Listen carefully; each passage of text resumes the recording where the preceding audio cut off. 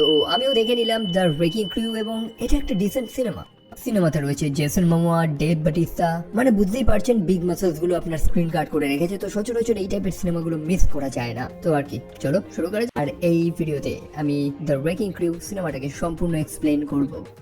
গল্পের শুরুতে আমরা দেখতে পাই যে একটা ব্লু ভ্যান এবং কিছু জাপানিজ মানুষ ওয়াল্টার নামক একজন মানুষের পিছু করছে। ওয়াল্টার হচ্ছে একজন প্রাইভেট ইনভেস্টিগেটর যে প্রচন্ড ভয়ে রয়েছে, মানে বিপদটা সে ফিল করতে পারছে। তার হাতে এক টাইপের প্যাকেজ পার্সেল কিছু একটা রয়েছে যেটাকে সে ডিপোজিট করে দেয় এবং ছদ্মবেশ নিয়ে সেখান থেকে পালানোর চেষ্টা করে। তবে সেই ব্লু ভ্যানটা আচমকা এসে ওয়াল্টারকে এত জোরে ধাক্কা মারে যে ওয়াল্টার সেখানেই মারা যায়। পরে জেমসকে এই দুঃসংবাদটা দেওয়া হয়। জেমস হচ্ছে ওয়াল্টারের ছেলে, যে একজন নেভি সিল অফিসার। তাকে তার পিতার মৃতদেহটা দেখানো হয়, এক্স্যাক্ট রিজনটা বলা হয় যে গাড়ির ধাক্কায় সে মারা গিয়েছে, কিন্তু জেমসের মধ্যে কোনো রিয়াকশন আমরা লক্ষ্য করতে পারি না। আসল ব্যাপারটা হচ্ছে জেমসের সাথে তার পিতার সম্পর্ক বহুদিন ধরে নেই, বহু আগেই সে তার বাড়ি ত্যাগ করে চলে গিয়েছিল। আমরা জানতে পারি জেমসের একটা ভাইও রয়েছে যার সাথে জেমসের কোনো সম্পর্ক নেই। মানে সেই যে জেমস বাড়িঘর ত্যাগ করে চলে এসেছে তারপর থেকে নিজের পরিবারের সাথে কোনো সম্পর্ক রাখেননি। তবে এখন সময় হয়েছে তার ভাইকে সত্যটা জানানোর, অর্থাৎ জনি যে ওকলাহামাতে থাকে তারও তো জানা প্রয়োজন যে তার পিতা মারা গিয়েছে। জনি প্রচন্ড রাফ অ্যান্ড টাফ মানুষ, ভ্যালেন্টিনা নামক একটা মেয়েকে ভালোবাসে। তবে আনফরচুনেটলি নিজের গার্লফ্রেন্ডের জন্মদিন সে ভুলে যাওয়াতে ভ্যালেন্টিনার রাগে সেখান থেকে চলে যায়। একই সাথে জনি হচ্ছে একজন পুলিশ অফিসার যে বর্তমানে সাসপেন্ড হয়ে রয়েছে তার খারাপ ব্যবহারের কারণে। যদিও কোটায় চাকরি পেয়েছে সে, লোকাল মাহোয়ে কমিউনিটির একজন মেম্বার সে। And by the way Walter কিন্তু দুটো বিয়ে করেছিল এবং তার যে দ্বিতীয় স্ত্রী ছিল তারই ছেলে হচ্ছে জনি। তো বুঝতেই পারছেন যে কেন জেমস এবং জনির মধ্যে সেই বন্ডটা এখনো সেভাবে তৈরি হয়ে উঠতে পারেনি। তো সেদিন রাতের বেলা জনি ঘরে বসে নেশা করছে, যেমনটা সে ইউজুয়ালি করে থাকে। সেই মুহূর্তে জেমসের স্ত্রী অর্থাৎ লেইলা জনিকে ফোন করে তার পিতার মৃত্যুর খবরটা জানায়। অবভিয়াসলি জেমস তো তার ভাইয়ের সাথে কথা বলবে না, সেই কারণে বাধ্য হয়ে লেইলা সেই কাজটা করে। সে জেমসকে আমন্ত্রণ জানায় সেই ফিনারেলে আসার জন্য, কারণ সেই সময় সম্পূর্ণ পরিবারকে একত্রিত তো থাকতে হবে। তবে সেই মুহূর্তে দুজন জাপানিজ মানুষ জনির বাড়িতে চলে আসে এবং তার উপর আক্রমণ করার চেষ্টা করে। এবং তারা যেমন তেমন কোনো গুন্ডা না, তারা হচ্ছে ইয়াকুজা। তারা এসে জনিকে প্রশ্ন করে যে তার পিতা তাকে কি কোনো পার্সেল পাঠিয়েছে, সেটা চুপচাপ তাদের হাতে দিয়ে দিতে। জনি জানায় যে না, তার পিতা এমন কিছুই পাঠায়নি। তবে তারা তো বিশ্বাস করছে না।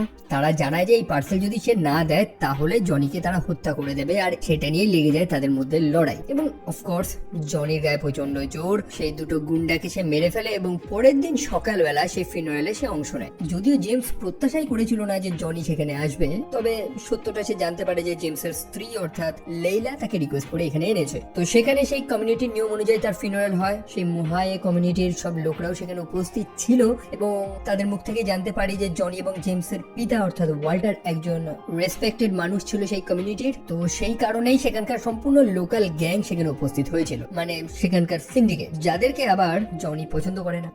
যাই হোক, সেখানে দুই ভাইয়ের মধ্যে আবারও তর্ক লাগে। জেমস বয়সে বড়, একটু ম্যাচিওর, অন্যদিকে জনি তার সেই রাফ কথা, অনেকটা বাচ্চাদের মতন। সে এখনো মনে করে যে জেমস হয়তো তাকে ঘৃণা করে, আর কারণটা খুবই সিম্পল।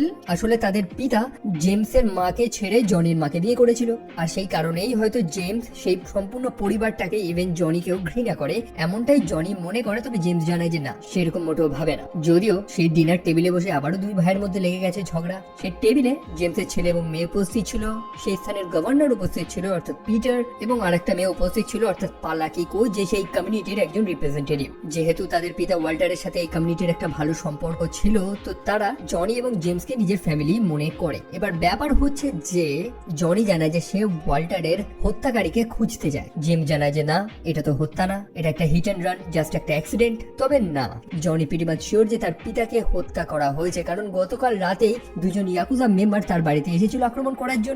তাদের পিতা কিছু তো একটা করেছে, সেটাই তারা জানতে চায়। তবে জেমস কোনো ঝুট ঝামেলায় ঢুকতে চায় না। সে জনির রেপুটেশন জানে, মোটামুটি সারা জায়গায় তার ঝুট ঝামেলা রয়েছে। গতকাল রাতে যে তার উপর আক্রমণটা হয়েছিল এটাও নাকি জনির পার্সোনাল ম্যাটার, এমনটাই সে মনে করে। আসলে জেমস জনিকে এরকমই ভাবে যে জনি সবসময় ঝুট ঝামেলা করে বেড়ায়। তবে এই ব্যাপারটা তো সেটা না। ব্যাপারটা হচ্ছে জনির মাকেও হত্যা করা হয়েছিল এবং কারা হত্যা করেছিল সেটা জনি জানে না। এখন তার পিতা মারা গিয়েছে এবং সেই হত্যাকারীকেও যদি সে খুঁজে না পায়, ইভেন সে নিজেও একটা পুলিশ, তাহলে সে নিজেকে কি জবাব দেবে? সে তো একটা ফেলিয়ার হয়ে যাচ্ছে। জনির মনে এটাই ডাক যে আগেও যখন তার মা মারা গিয়েছিল তখন জেমস তাকে হেল্প করেনি, এখন যখন সে তার নিজের পিতার হত্যাকারীকে খুঁজতে যায় এখনো জেমস তাকে সাহায্য করছে না। তো এই দুই ভাইয়ের আর্গুমেন্টটা একদম ভ্যালিড, তাদের দুজনেরই পয়েন্ট রয়েছে। রাতের বেলা জনি চলে যায় বারে ড্রিঙ্কস করার জন্য, যেটা সে ইউজুয়ালি করে। তবে সেই মুহূর্তে সেই কমিউনিটির কিছু লোকেরা চলে আসে। যেমনটা বললাম, জনির সাথে তাদের সম্পর্কটা খুব একটা ভালো না, কারণ জনি মনে করে যে এই কমিউনিটির লোকেরাই মানে এদের সিন্ডিকেট জনির মাকে হত্যা করেছিল, যার কারণে জনি বহুবার এই কমিউনিটির লোকেদের উপরে আক্রমণ করেছে, মানে এই লোকাল গ্যাং মেম্বার গুলোর উপরে। আর সেই কারণেই সেই সিন্ডিকেটের যে লিডার অর্থাৎ মিস্টার কে, সে জনির গলায় একটা মার্ক করে দেয় এবং তাকে 7 দিন সময় দেয় এই স্থান ত্যাগ করে চলে যেতে। বেচারা জনির হাতে রাস্তাও নেই, এই সম্পূর্ণ সিন্ডিকেটের এগেনস্টে লড়াই করার মতো ক্ষমতাও নেই তার কাছে। অন্যদিকে জেমস নিজের মতন করে ইনভেস্টিগেশন চালাচ্ছে। মুখে মুখে সে বলছে যে সেটা হিট এন্ড রান, তবে মন থেকে সেও বিশ্বাস করে যে সেটা একটা মার্ডার। পুলিশের কাছেও কোনো প্রমাণ আসছে না, কোনো আই উইটনেস নেই, কোনো সিসিটিভির ফুটেজ নেই। মানে যে স্থানে ওয়াল্টারকে হত্যা করা হয়েছিল ওটা একটা ডেড জোন, সম্পূর্ণ স্থানটা মাফিয়ারা রাজ করে, তাই সেখান থেকে ইনফরমেশন বার করাটা খুবই কঠিন। সেই কারণেই তো সেই অফিসার জেমসকে সাজেস্ট করে যে এখান থেকে দূরে থাকতে। সে অবশ্যই কোনো ভাল্লুককে খোঁচা দিতে চাইবে না। তবে তখন জেমস সেই অফিসারকে জানিয়ে দেয় যে অফিসার, তুমি অ্যাকচুয়ালি আমাকে চেনো না, আমি নিজেই আসলে সেই ভাল্লুক। মানে সে প্রিটি মাচ নিজেকে বুঝিয়ে দেয় যে সে এতটা শান্ত মেজাজের, তবে ভেতর থেকে সে কতটা ডেঞ্জারাস সেটা ধারণা কারণ নেই। সো জেমস ওয়াল্টারের মানিব্যাগ খুঁজে পায়, কিছু কাগজ টাগজ পায়, তবে সেখান থেকে কোনো ভ্যালিড এভিডেন্স সে খুঁজে পায় না যেটা থেকে প্রমাণ করবে যে তাকে মার্ডার করা হয়েছে। সেই কারণে সে সেই স্পটে চলে যায় যেখানে এক্স্যাক্টলি তার অ্যাক্সিডেন্টটা হয়েছিল। পাশেই একখানা সেক্স টয়ের স্টোর রয়েছে, যার বাইরে লাগানো সেই সিসিটিভিটা তাকে হেল্প করতে পারবে। জেমস সেই স্টোরে প্রবেশ করে এবং সেই নির্দিষ্ট দিনের সিসিটিভি ফুটেজটা চায়। তাকে মানা করে দেওয়া হয়। ইভেন জেমস তাদের ঘুষ দেওয়ারও চেষ্টা করে, তবে তারা তাও শুনে না। তাই বাধ্য হয়ে জেমস শেষ পন্থাটাই নেয়। মুখে যখন কথা হচ্ছে না তো তখন হাতেই কথা হবে। অন্যদিকে জনি তার পিতা অর্থাৎ ওয়াল্টারের পুরনো অফিসে গিয়ে প্রবেশ করে এবং সেখানে সে একটা ছেলেকে দেখতে পায় যেন কিছু একটা খোঁজার চেষ্টা করছে। জনি যখন তাকে ধরার চেষ্টা করে সেই ছেলেটা পালায়, যদিও অবশেষে সে ধরা পড়েই যায়। ছেলেটার নাম হচ্ছে পিকা, যে ওয়াল্টারের হয়ে কাজ করতো, মানে ফোন ইমেল হ্যাক করা ইত্যাদি কাজগুলো। যেমনটা জানি যে ওয়াল্টার ছিল একজন প্রাইভেট ডিটেকটিভ, তো তার হয়ে বিভিন্ন সিক্রেট এবং বেআইনি কাজগুলো পিকা করে বেড়াতো। তো সেই অফিসের মধ্যে সে একটা সার্ফবোর্ড দেখতে পায়। এখন ওয়াল্টার তো কোনোদিন সার্ফিং করতো না, আসলে সেই সার্ফবোর্ডের মধ্যেই ওয়াল্টার একটা ব্লুপ্রিন্ট লুকিয়ে রেখেছিল, যেটার উপরে সরকারি একটা সিল রয়েছে। জনি তৎক্ষণাৎ তার কাজিন ন্যানিকে ফোন করে, যে সেই স্থানের যে গভর্নর অর্থাৎ পিটারের সব পিআর ইমেল সেগুলোকে হ্যান্ডেল করে, তাকে প্রশ্ন করে যে এই ব্লুপ্রিন্টের মানেটা কি। সেখানে যে 8 ডিজিট কোডটা রয়েছে সেটাও সে ন্যানিকে পাঠিয়ে দেয়, জানার জন্য যে অ্যাকচুয়ালি ওয়াল্টারের অফিসে একটা সাববোর্ডের মধ্যে একটা গভর্নমেন্টের সিল দেওয়া ব্লুপ্রিন্ট লুকানো কেন থাকবে, কিছু তো একটা ঝোল রয়েছে এখানে। আর সেই মুহূর্তেই জেমস সেখানে চলে আসে। জেমসের কাছে সেই রাতে সিসিটিভি ফুটেজটা চলে এসেছে, যেটা দেখে তারা স্পষ্ট বুঝতে পারে যে ব্লু কালারের একটা ভ্যান যেটাতে কোনো নাম্বার প্লেট নেই, সে সজোরে এসে ওয়াল্টারকে ধাক্কা মারে। ইভেন সে ব্রেকও মারে না, ধাক্কা মেরে চুপচাপ চলে যায়। ওয়াল্টারের এই অ্যাপার্টমেন্টটা মানে তার এই অফিসটা, এটাও কেউ তছনছ করে খুঁজেছে কিছু একটা। তো তাদের হাতে এখন বেশ কিছু এভিডেন্স তো চলে এসেছে। সেই নীল রঙের ভ্যানটা খুঁজতে হবে যে এই শহরে কতগুলো এরকম ব্লু কালারের ভ্যান রয়েছে। তো দুই ভাই সেখানে ডিসকাস করছে, আর আচমকা সেই মুহূর্তে তাদের গাড়ির উপরে হয় হামলা। অনেক লড়াই চড়াই করার পর দুই ভাই ফাইনালি সার্ভাইভ তো করে নেয়। অন্যদিকে অফিসার কার্ল সে খুবই ক্ষুব্ধ যে এই দুই ভাইয়ের কারণে তাদের এই শান্তিপূর্ণ জায়গাটা আবার অশান্তিতে পরিণত হয়েছে। আসলে যে 4 জন তাদের গাড়ির উপরে আক্রমণ করেছিল তারা হচ্ছে ইয়াকুজা মেম্বার। অফিসার কার্ল এটা নিয়ে তো চিন্তা করছে যে এই দুই ভাই আবার ইয়াকুজার সাথে কি শত্রুতা করে বসলো।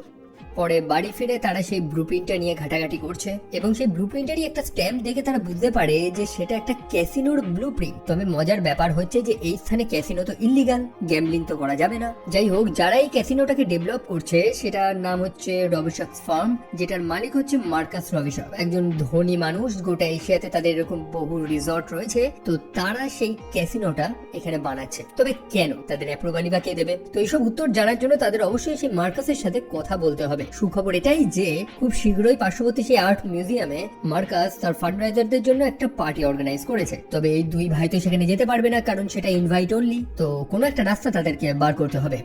পরের দিন সকালবেলা জেমস তার ভাইকে জিজ্ঞেস করে যে তাকে সাসপেন্ড করা হয়েছে কেন তার ডিউটি থেকে। সে জানায় যে সে একজন মানুষের উপরে গুলি চালিয়েছিল কারণ সে একটা বাচ্চাকে ড্রাগস বিক্রি করছিল। যাই হোক, দুই ভাই তারপর বাইক নিয়ে চলে যায় সেই লোকেশনে, যে স্থানে নাকি সেই রিসর্ট বা সেই ক্যাসিনোটা তৈরি করা হবে। সেই স্থানে সেই নেটিভ হাওয়াইয়ান মানুষগুলো বসবাস করে, মানে কয়েক শতাব্দী প্রজন্ম জুড়ে তারা এই স্থানে বসবাস করছে। যাই হোক, এই স্থানে যে কোনো ক্যাসিনো বা কোনো বড় প্রজেক্টের উপর কাজ হবে এমন তো কোনো চিহ্ন তারা কিছু দেখতে পারছে না। এই মানুষগুলো সেই ব্যাপারে কিছু জানে না যে এই স্থানে কোনো বড় ডেভেলপমেন্ট হবে। সেই মুহূর্তে জনির কাছে কল আসে, পিকা তাকে ফোন করেছে। আসলে যে ব্লু কালারের ভ্যানটাকে তারা খুঁজছিল সেটাকে তারা পেয়েছে। সমুদ্রের তলা থেকে সেটাকে বার করা হয়েছে এবং তার মধ্যে একটা ডেড বডিও রয়েছে যার নাম ছিল সিমি আওয়া, এবং এই মানুষটা গভর্নরের একজন অ্যাকাউন্টেন্ট ছিল। এটা তো ভেরি অবভিয়াস যে এই মানুষটাকেও খুন করা হয়েছে। সে তো একটা ভ্যান চালিয়ে চালিয়ে সরাসরি জলের তলায় চলে যাবে না, তাই না? এই ব্লু ভ্যানটা দিয়েই ওয়াল্টারকে ধাক্কা মারা হয়েছিল। তবে কার নামে রয়েছে এই গাড়িটা? অফিসার কার্ল এই শহরে সেই তারিখে যে কটা ব্লু ভ্যান রেজিস্টার্ড ছিল সবকটার নাম খুঁজে বার করেছে, এবং তার মধ্যে একটা নাম ছিল হায়াশি ইম্পো। অবভিয়াসলি এতগুলো নামের মধ্যে একটাই তো জাপানিজ নাম রয়েছে, এবং তাদের কাছেও তো প্রমাণ রয়েছে যে ওয়াল্টারের মৃত্যুর পিছনে সেই জাপানিজ ইয়াকুজাগুলোর কোনো একটা হাত রয়েছে। তো সেই কারণে জনি পিকার উপর দায়িত্ব দেয় যে এই হায়াশি ইম্পোর্টস এই কোম্পানিটা কার বা এদের ব্যাপারে সব ইনফরমেশন গুলো জোগাড় করার জন্য। তবে পিকা তাদের আর একটা হেল্পও করেছে, সেটা হচ্ছে যে সেই মার্কাস রবিশক যে সেই স্থানে ক্যাসিনোটা বানাচ্ছে তার যে সেই পার্টিটা রয়েছে সেখানকার ইনভিটেশন সে জোগাড় করে দিয়েছে। আসলে এই দুই ভাই ক্যাটারার সেজে সেখানে যাবে, তো সেখানে গিয়ে তারা তাদের ডিউটিটা করছে, ক্যাটারিং ডিউটি এবং চারদিক থেকে ইনফরমেশন জোগাড় করা। আর সেখানে জনির সাথে একটা মেয়ের সাক্ষাৎ হয়, সেটা হচ্ছে মনিকা রবিশক অর্থাৎ মার্কাসের ওয়াইফ। সেই আলোচনা থেকে জনি জানতে পারে যে মার্কাস এবং মনিকার মধ্যে ডিভোর্স হচ্ছে, এবং মনিকা নাকি ওয়াল্টারকে হায়ার করেছিল। ওয়াল্টার যেহেতু একজন প্রাইভেট ইনভেস্টিগেটর, সেই কারণে সে মার্কাসের কিছু ইনফরমেশন জোগাড় করার জন্যই ওয়াল্টারকে ভাড়া করেছিল। তবে ওয়াল্টার তো মারা গিয়েছে। মোটমাট মনিকা অনেক কিছুই জানে যেগুলো সে এই মুহূর্তে জনিকে বলতে পারছে না। চারিদিকে লোক রয়েছে, সেই কারণে সে জনিকে আগামীকাল তার অ্যাপার্টমেন্টে আসার জন্য বলে, সেখানে ডিসকাস হবে। অন্যদিকে জেমসের সাথে নাকামুরা নামক আরেকজন মানুষের সাক্ষাৎ হয়। সেখানে নাকামুরা তার কার্ডটা ফেলে দিয়েছিল, যে কার্ডের মধ্যেই লেখা ছিল হায়াশি ইম্পোর্ট, এবং এটাই হচ্ছে সেই কোম্পানি যাদের নামে সেই ব্লু কালারের ভ্যানটা রেজিস্টার্ড ছিল। সেখানে জেমসের সাথে নাকামুরার কিছু কথার আদান প্রদান হয়। জেমস নাকামুরাকে প্রশ্ন করে যে তুমি একজন ইয়াকুজা, এই পার্টিতে তুমি কি করছো? অন্যদিকে নাকামুরা তাকে প্রশ্ন করে যে তুমি একজন সৈনিক এবং একটা ব্লু ভ্যানের ইনফরমেশন জেনে তোমার কি হবে? মোটমাট তারা দুজনই একে অপরকে সন্দেহ করতে পেরেছে, তবে সেখানে ঝামেলা করার মতন কোনো সিচুয়েশন নেই। সেই মুহূর্তে মার্কাস তার সব সিকিউরিটিদের নিয়ে সেই দুই ভাইকে ডেকে পাঠায়। সে প্রাইভেটে তাদের সাথে কথা বলতে চায়। এখন জনি তো একদম স্পষ্ট প্রশ্ন করছে, সরাসরি মার্কাসের উপরই আঙ্গুল তুলেছে যেন সেই ওয়াল্টারকে হত্যা করিয়েছে। মার্কাস জানে যে হ্যাঁ, সে ওয়াল্টারকে হায়ার করেছিল কারণ সে তার ওয়াইফ মনিকার উপরে সন্দেহ করে। সে মনে করে যে মনিকার হয়তো অন্য কোথাও অ্যাফেয়ার চলছে। ব্যাপারটা দেখুন, মার্কাস সেও ওয়াল্টারকে হায়ার করেছে, মনিকা সেও ওয়াল্টারকে হায়ার করেছে তাদের ব্যক্তিগত কাজের জন্য। তবে মার্কাস জানায় যে সে ওয়াল্টারকে হত্যা করেনি। এখন এই কথাটা যে স্পষ্ট না, অনেক ঝোল রয়েছে, সেটা সেই দুই ভাই জানে। তবে এখানে ঝামেলা বা সিন ক্রিয়েট করার মতন সিচুয়েশন তো নেই, চুপচাপ তাদেরকে সেখান থেকে বেরিয়ে যাওয়াই উচিত। কথা মতন জনি চলে যায় মনিকার সাথে সাক্ষাৎ করতে, যেমনটা মনিকা তাকে ইনভাইট করেছিল। তবে লোকেশনে পৌঁছে সে দেখতে পারে যে মনিকা মারা গিয়েছে, তার সেই অ্যাপার্টমেন্টে অনেক উপর থেকে নিচে পড়ে। অবভিয়াসলি এটা খুন, কিন্তু প্রমাণ তো নেই কিছু। সেই কারণেই জনি সরাসরি মার্কাসের সেই রিসোর্টে চলে যায় এবং সব সিকিউরিটিদের সাথে লড়াই করা শুরু করে। সে সরাসরি মার্কাসের মুখোমুখি হয় এবং তাকে বলতে থাকে যে তুমি তোমার ওয়াইফকে অর্থাৎ মনিকাকে খুন করেছো, তুমি আমার পিতাকেও খুন করেছো। তবে তার কাছে তো নেই কোনো প্রমাণ, যার কারণে তাকে সরাসরি জেলে পুড়ে দেওয়া হয়। তবে ফরচুনেটলি সেই স্থানে যে গভর্নর রয়েছে অর্থাৎ পিটার, যে জনি এবং তার পরিবারকে খুব ভালোবাসে, সে জনিকে বেইল করিয়ে দেয়। মাথায় প্রচন্ড রাগ নিয়ে জনি জেল থেকে বেরিয়ে আসে। মোটমাট সে জানে তো সবকিছুই, তবে সে কিছু করতে পারছে না। বাইরে জেমস তার জন্য অপেক্ষা করছিল, আর তখনই জেমসের সাথে লেগে যায় তার ঝামেলা। আসলে জেমস তাকে জানায় যে সে প্রতিবার এখানে এসে এরকম ঝামেলা করতে পারে না। অন্যদিকে জনির মনে জেমসের প্রতি একটা আলাদা রাগও ছিল, পুরনো রাগ, যেটাই তখন বেরিয়ে আসে। লেগে যায় দুই ভাইয়ের মধ্যে মারপিট। তবে জেমসের কাছে জনি চরম মার খায়। যেহেতু জেমস একজন নেভিসিল কমান্ডো, তো এটাই স্বাভাবিক। তবে সে কিন্তু তার ভাইকে খুবই ভালোবাসে। জনির মনে একটাই রাগ যে যখন তার মা মারা গিয়েছিল তখন জেমস তাকে হেল্প করেনি, বরং তাকে দূরে সরিয়ে দিয়েছিল, তাকে অন্য জায়গায় পাঠিয়ে দিয়েছিল। যখন তার বড় ভাইয়ের প্রয়োজন হয়েছিল তখন তার বড় ভাই তার পাশে ছিল না। তবে জেমস জানে যে না, এটা ভুল কথা। জনি ভেবেছিল যে তার মাকে হয়তো হত্যা করেছে সেই লোকাল সিন্ডিকেট গুলো, এবং সে সেই সিন্ডিকেট মেম্বারদের উপরে আক্রমণ করা শুরু করে। জেমস যদি তখন জনিকে সেখান থেকে না সরিয়ে দিত বা অন্য জায়গায় না পাঠিয়ে দিত, তাহলে জনিকে আইদার জেলে পাঠানো হতো বা সেই সিন্ডিকেট জনিকে হত্যা করে দিত। জনির জীবন বাঁচানোর এই একটাই উপায় ছিল জেমসের কাছে, এবং সে সেটাই করেছে। যাই হোক, তাদের এই মারপিটটা, এই আলোচনাটা প্রয়োজন ছিল। তারা ফাইনালি তাদের এই ভেতরের ঝামেলাটা সেটেল করে, আর যেটার কারণেই তাদের সম্পর্কটা, তাদের সেই বন্ডটা আরো স্ট্রং হয়ে যায়। পরে জনির গার্লফ্রেন্ড অর্থাৎ ভ্যালেন্টিনা জনিকে ফোন করেছে। আসলে জনির কাছে অনেক মেল এসেছে, অনেক পার্সেলও এসেছে, যার মধ্যে একটা পাঠিয়েছিল জনির পিতা ওয়াল্টার, যেটার মধ্যে একটা থাম্ব ড্রাইভ রয়েছে। ওয়েল, এই জিনিসটার জন্যই তো সেই ইয়াকুজা গুলো জনির বাড়িতে আক্রমণ করেছিল। তো সেটা ফাইনালি চলে এসেছে। জনি তার গার্লফ্রেন্ডকে জানায় যে চুপচাপ সেটা নিয়ে হাওয়াইতে চলে আসতে। যদিও ভ্যালেন্টিনা জনির উপর অনেক ক্ষেপে রয়েছে, তবে জনি রিকোয়েস্ট করে তাকে মানিয়ে নেয় ফাইনালি। তো তারা ভ্যালেন্টিনাকে এয়ারপোর্ট থেকে পিক করে নিয়ে যাচ্ছে গাড়িতে করে। গাড়িতে পিকাও ছিল, যে সেই থাম্ব ড্রাইভটা নিয়ে সেটাকে ওপেন করার চেষ্টা করে। আসলে সেই ড্রাইভের মধ্যে যে ডেটাগুলো ছিল সেটাকে তারা ওপেন করতে পারছিল না, কারণ সেটা এনক্রিপ্টেড ছিল। পরে তারা রিয়েলাইজ করে যে সেটা একটা ওয়ালেট, যেটার মধ্যে টাকা পয়সা এবং কিছু ট্রানজাকশন হিস্ট্রি রয়েছে, তবে সেটাকে ওপেন করার জন্য কিছু কোড প্রয়োজন, যেটা তাদের কাছে নেই। ওয়েল, জেমস তখন তার পিতার যে সেই মানিব্যাগটা পেয়েছিল সেটার মধ্যে একটা কাগজ ছিল, যেটার মধ্যে 12টা ডিজিটের একটা কোড ছিল। সেটা দিয়েই সেই ওয়ালেটটা তারা ওপেন করে। তবে সেই মুহূর্তে তাদের গাড়ির উপরে হয় আবার হামলা। তবে এবার হামলাটা বড় সড়ো হয়েছে, একদম হলিউড লেভেলে, যেহেতু এটা হলিউডেরই সিনেমা। যাই হোক, এবার শত্রুরা হেলিকপ্টার নিয়ে চলে এসেছে এবং সেখান থেকে র্যান্ডম শুট করতে থাকে। শুধু হেলিকপ্টার না, বাইক নিয়েও তাদেরকে চেক করা শুরু করে। তো সেখানে চরম লড়াই, গুলির আদান প্রদান হয়। জেমস দুর্দান্ত তার মার্কসম্যান স্কিল, যে গুলি মেরে ফাইনালি সেই হেলিকপ্টারটাকে ডাউন করে দেয় এবং তারা অবশেষে সেই ওয়ালেটটাকে ওপেন করে। প্রায় $12 মিলিয়ন মতন সেখানে ট্রান্সফার করা হয়েছে বিশ্বের বিভিন্ন প্রান্ত থেকে। এবং কাকে সেই টাকাগুলো পাঠানো হয়েছে? সেটা পাঠানো হয়েছে পিটার মাহাওয়েকে, যে হচ্ছে সেই স্থানের গভর্নর। মানে বুঝতে পারছেন, যে মানুষটাই এতদিন ধরে তাদের সাথে ছিল, জনিকে জেল থেকে বার করালো, সেই মানুষটাকে $12 মিলিয়ন পাঠানো হয়েছে। কে পাঠিয়েছে সেটা এখনো আননোন রয়েছে। অন্যদিকে ন্যানি, সেও পিটারের সাথে রয়েছে। সে তো অ্যাকচুয়ালি পিটারের সেক্রেটারি। সে পিটারকে সেই ব্লুপ্রিন্টটা দেখায়, যেটা ওয়াল্টারের সে অফিস থেকে পেয়েছিল তারা, এবং পিটার সেই ব্লুপ্রিন্টটা নিয়ে জানায় যে সে দেখছে কি করা যায়। অন্যদিকে সেই দুই ভাইয়ের কাছে এখন সম্পূর্ণ ঘটনাটা একদম ক্লিয়ার হয়ে যায় যে এক্স্যাক্টলি কি ঘটেছিল। সে মার্কাস রবিশক, যে এই স্থানে এই হাওয়াইয়ান এলাকাতে একটা বড় ক্যাসিনো তৈরি করতে চায়, তবে ক্যাসিনো তো ইলিগাল, তাদের পারমিশন প্রয়োজন আলাদা। সেই কারণে সে এখানকার গভর্নরকে $12 মিলিয়ন দিয়ে কিনে নিয়েছে, কারণ পিটারের ক্ষমতা রয়েছে এই লোকাল মানুষগুলোকে কনভিন্স করার বা এখানে লড়াই করার মতো। তো সবই তো ঠিক চলছিল। অন্যদিকে মার্কাসের ওয়াইফ অর্থাৎ মনিকা ওয়াল্টারকে হায়ার করেছিল মার্কাসের ব্যাপারে কিছু ইনফরমেশন জোগাড় করার জন্য, কারণ তাদের মধ্যে ডিভোর্স হচ্ছিল। এবং সেই ইনফরমেশন জোগাড় করতে করতেই ওয়াল্টারের হাতে এই খবরগুলো চলে আসে যে মার্কাস এবং গভর্নর মিলে কি প্ল্যান করার চেষ্টা করছে এখানে। তখন ওয়াল্টার সেই গভর্নরের যে অ্যাকাউন্টেন্ট ছিল অর্থাৎ সিমি আয়োনা, তাকে দিয়ে গভর্নরের সেই সিক্রেট ট্রানজাকশন গুলোর সব ইনফরমেশন গুলো ডাউনলোড করায় সেই পেন ড্রাইভে, যেটা সম্ভবত গভর্নর জানতে পেরে যায়। অর্থাৎ পিটার মার্কাসকে এই খবরটা দেয় এবং মার্কাস তার এই নোংরা কাজগুলোকে ক্লিয়ার করার জন্য ইয়াকুজাকে ভাড়া করে। ফলস্বরূপ ইয়াকুজা ওয়াল্টারকে হত্যা করে। অন্যদিকে সেই অ্যাকাউন্টেন্ট তার ডেড বডিটাও সেই গাড়ির মধ্যে পুড়ে সেটাকে সমুদ্রে ফেলে দেয়। তো অবশেষে সেই দুই ভাই তারপর যখন বাড়ি গিয়ে পৌঁছায়, তখন তারা দেখতে পায় যে তাদের ঘরটা যেন ফাঁকা ফাঁকা রয়েছে। জেমসের মনে সন্দেহ হয় এবং জেমস তার ছেলে এবং মেয়েকে খুঁজে পায়, যারা লুকিয়েছিল ঘরের মধ্যে, এবং সত্যটা জানতে পারে যে কিছু গুন্ডা এসে জেমসের স্ত্রী অর্থাৎ লেইলা এবং ন্যানিকে তুলে নিয়ে চলে গেছে। সেই মুহূর্তেই মার্কাস তাদেরকে কল করে এবং তাদেরকে থ্রেট করে যে সেই থাম্ব ড্রাইভটা নিয়ে চলে আসতে সময় মতন, নইলে লেইলা এবং ন্যানিকে সে হত্যা করে ফেলবে।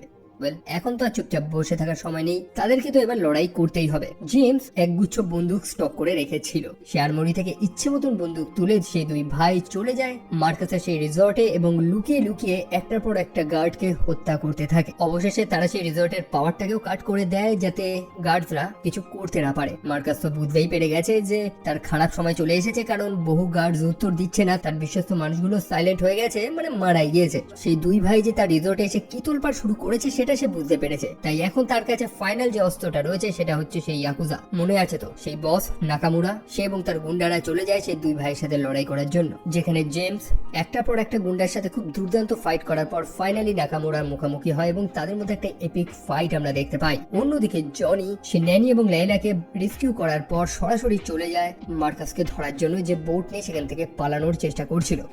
জেমস তো সেখানে লড়াই টড়াই করে ইজিলি নাকামুরাকে হত্যা করে দেয়। তবে মার্কাস একটা টাফ মানুষ ছিল, জনি সহজে তার সাথে লড়ে পারছিল না। তাই অবশেষে জনি একটা অদ্ভুত অ্যাটেম্প্ট নেয়। মার্কাসের সেই অফিসে একটা পুরনো প্রথম বিশ্বযুদ্ধের ফ্রেঞ্চ গ্রেনেড ছিল। প্রথম যখন জনি এখানে এসেছিল তখনই সেই গ্রেনেডটার উপরে তার নজর পড়েছে এবং সেটাই সে চুরি করে নিয়ে এসছে এবার। তো জনির সামনে একটা তেলের ব্যারেল ছিল। জনি তখন সেই গ্রেনেডটা খুলে সেই তেলের ব্যারেলটার সামনে রেখে দেয়। মানে সে প্ল্যান করেছে নিজেও মরবে, মার্কাসকে নিয়ে মরবে সে। আর সেটাই হয়, যেমনটা জনি প্ল্যান করেছিল। সেই গ্রেনেডটা এক্সপ্লোড করে, সেই তেলের ব্যারেলটা ব্লাস্ট করে, যেটাতে মার্কাসও মারা যায়, তবে জনি জাস্ট সামান্য ঘায়ল হয়।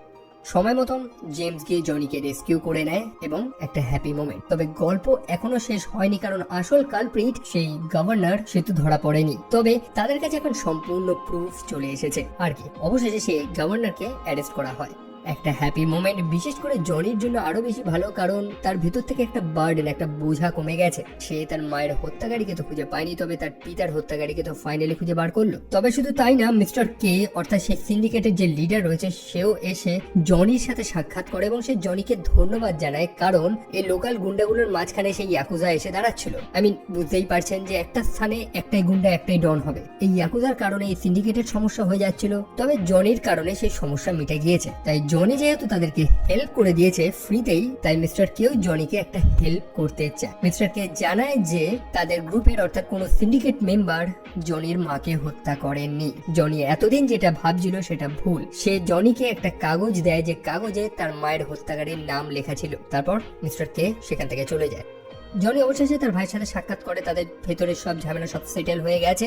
ইভেন তার ভেতরেও আর কোনো রাগ নেই, কারণ সে রিয়েলাইজ করেছে যে এই রাগটাই তাকে আরো স্পয়েল করেছে, তার সবকিছু ধ্বংস করে নিয়েছে। মিস্টার কে তাকে যে কাগজটা দিয়েছিল যেটাতে তার মায়ের হত্যাকারীর নামটা লেখা ছিল, সেই কাগজটা সে খুলেও দেখেনি। সে জাস্ট সেই বারবিকিউর আগুনে সেই কাগজটা পুড়িয়ে দেয়। তার আর জানার প্রয়োজন নেই, সেই অন্ধকার রাস্তাটা সে আর নিতে চায় না। সে ফাইনালি রিয়েলাইজ করে যে এই বদলার আগুনে সে নিজেও জ্বলছে, এই পরিবারটাকেও জ্বালাচ্ছে, যেটা জেমস তাকে প্রথম থেকেই তো বোঝানোর চেষ্টা করছিল। অবশেষে সে সেটা রিয়েলাইজ করেছে, তাই আর কোনো সমস্যা নেই। তারপর সেই ফ্যামিলি আবার একসাথে, একটা হ্যাপি এন্ডিং, এবং এই সিনেমাটা এখানেই শেষ হয়।